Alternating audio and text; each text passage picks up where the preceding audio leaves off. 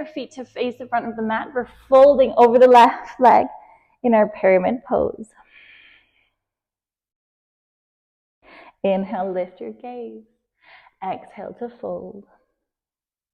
Inhale to lift your gaze. Exhale to fold once again.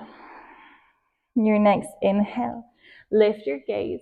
Lift up onto the right toes, so maybe sliding the right foot back as you bend generously into your left knee.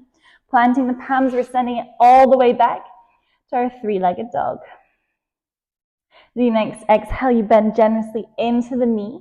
We're going to come back to our wild things. The weight is in the right hand, so you keep the left foot moving towards the right side of the mat. And then once we're here, pressing the hips up, opening up our chest. Feeling that expansion across the front line of the body. Inhale here.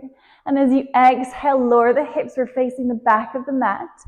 Right knee is bent, or left knee is bent.